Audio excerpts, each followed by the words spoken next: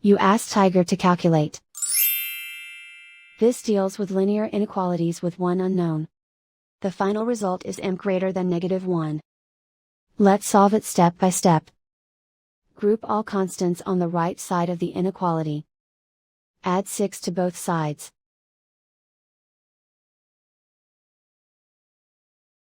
Simplify the arithmetic.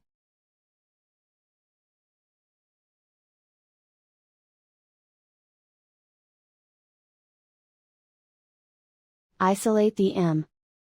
Divide both sides by 11.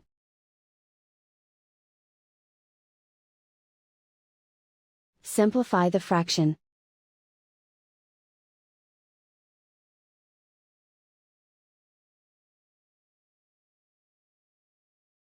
Plot the solution on a coordinate grid.